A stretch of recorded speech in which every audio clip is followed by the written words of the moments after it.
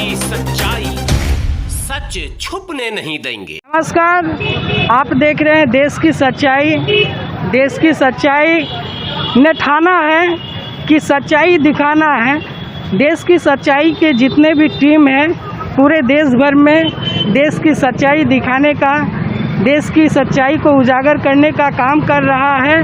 आज हम लोग एक सच्चाई जानने के लिए बेगूसराय के बहुत मशहूर रोड, कचहरी रोड के नाम से जाना जाता है, और वहाँ पर बीच रोड पे ही अंबेडकर जी का प्रतिमा लगा हुआ है।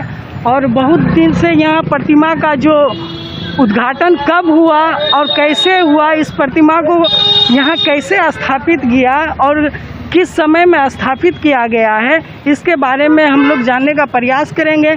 हमारे साथ है समाज सेवी गरीबदास जी। गरीबदास जी से हम लोग जानने का प्रयास करेंगे कि इस प्रतिमा को इस चौक पे कब स्थापित किया गया और ये बाबा साहब के बारे में उस समय बहुजन समाज के मन में क्या चल रहा था, जो बाबा साहब को इतना मान सम्मान से इस जगह पे अंबेडकर चौक के नाम से इनको स्थापित किया गया, इस बेगूसराय चौक को।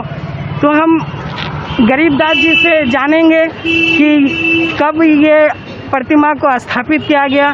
गरीबदास जी, आपकी देश की सच्चाई चैनल में स्वागत है आपका।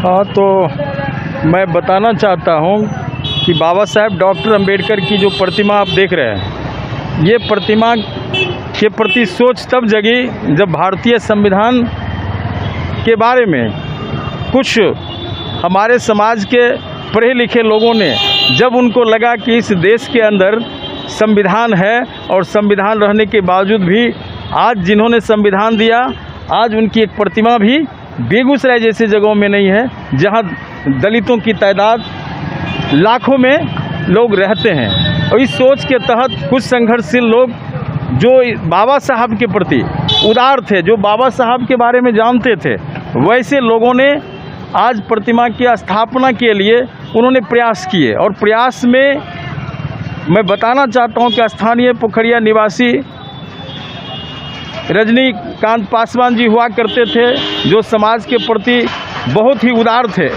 और उनके साथ बहुत सारे सहयोगियों ने मिलकर बाबा साहेब डॉक्टर अंबेडकर की प्रतिमा की स्थापना किए।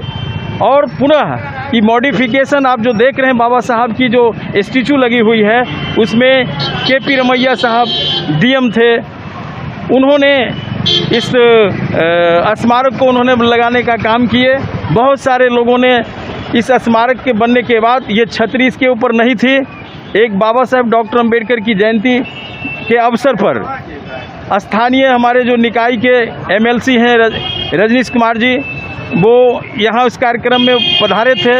और मैंने मंचों से कहा था कि इस देश में बाबा साहेब डॉक्टर अंबेडकर नहीं होते, भारत की संविधान नहीं होते, तो आप रजनी बाबू, आप रजनीश कुमार के रूप में जो निकाय के आप सदस्य हैं, विधान पार्षद हैं, आप नहीं रहते, इसलिए इस छतरी पे छतरी लगाने का काम करें।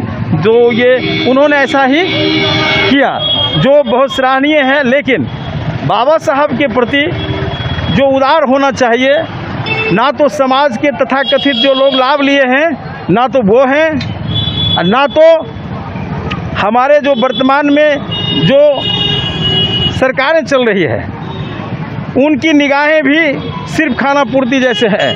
वो चाहते नहीं कि वास्तविक में बाबा साहब का जो संविधान है वो अंतिम कतार में रहने वाले लोगों को लाभ मिले। और शिक्षा से जो वंचित है, बाबा साहब ने कहा कि शिक्षित बनोगे ज्ञान होगा, अगर ज्ञान नहीं होगी तो जातिवाद जो वर्षों से इस देश में चलते आ रहा है, उसमें इसी सोच के तहत इस अंबेडकर साहब की स्मारक को स्थापित करके लोगों ने अनुयायी किया। कौन सी सन में इसको स्थापित किया गया सर? देखिए, ये सन 1980-81 की बातें हैं, उसमें स्थापना हुई। बाद में जो है स्मारक है वो 1997 में लगा। 1997 में, मतलब 14 अप्रैल के दिन यहाँ लगा था। 14 अप्रैल के दिन लगा था जी। जैसे डॉक्टर बाबा साहब अम्बेडकर का जो पूरे भारत में एक संघर्ष रहा है, और संघर्ष ऐसा रहा है कि जो भारत के दबे कुचले शोषित वंचित लोग था उसको मनुवादी के द्वारा प्रताड़ित कर उसको जानवर बना रखा था। क्या बाबा साहब का सोच अभी भी अधूरा है? मैं बताना चाहूँ कि भारत की आज़ादी 74 साल हो गए और बाबा साहेब डॉक्टर अंबेडकर जिन समाज के लिए जिनके लिए उन्होंने किया उसको खुद समझ में बातें नहीं आ पा रही है।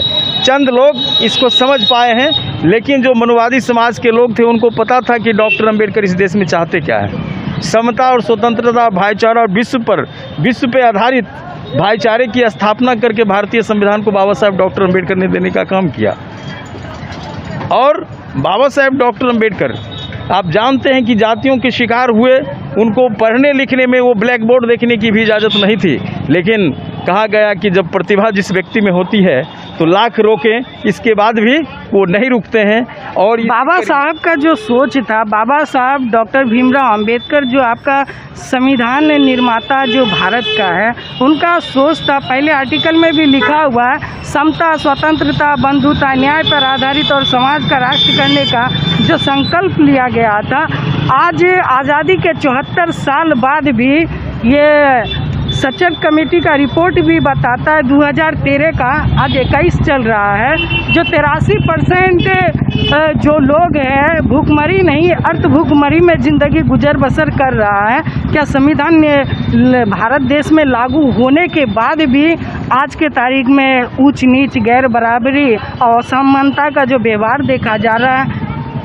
देखिए, मैं बताना चाहता हूँ कि ऊंच नीच नहीं होती तो भारतीय संविधान के आधार पे जो जातियों से लोग प्रताड़ित होते हैं, तो एट्रोसिटी एक्ट जो कानून बनी है ये साफ दर्शाता है कि सरकार कहीं न कहीं जातियों के शिकार लोगों को मदद करना चाहती है। और एट्रोसिटी एक्ट ये साबित कर देता है कि इस देश में आज भी जातियों से प्रताड़ित, और आप प्रत्येक दिन देखते हैं कि देश में हजारों मुकदमे होती है। इस तो साबित हो गया कि आज भी जातीयता कायम है, आज भी मनुवादियों की जो है सो बोलवाला है, जो कमज़ोर और दबे कुचले लोग हैं आज भी उन पे हमले हो रहे हैं।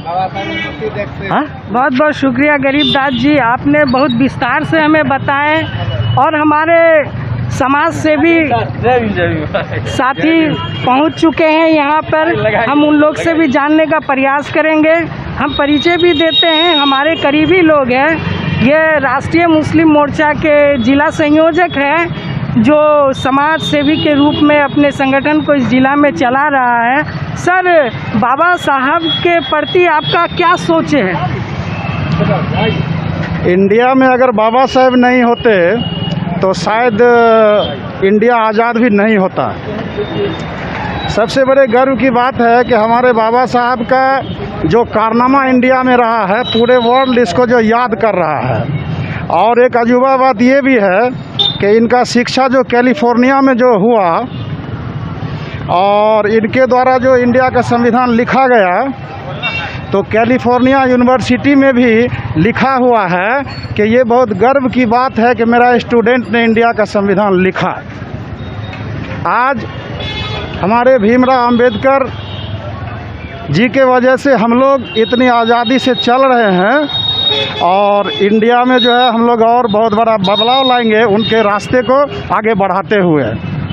मतलब डॉक्टर बाबा साहब का जो प्रेरणादायक जो संकल्प था उस पे आप लोग मतलब अमल करके मतलब पूर्ण रूप से इस भारत में स्थापित करना चाहते हैं? जी, हम लोग उनका जो रास्ता था, जो उनका रास्ता आगे बढ़ाते हुए जितनी कमी हो गई है उस कमी को हम लोग मतलब तन मन धन लगा के पूरा करेंगे। ठीक है, यही हम लोगों का 1 नंबर प्रतिज्ञा है।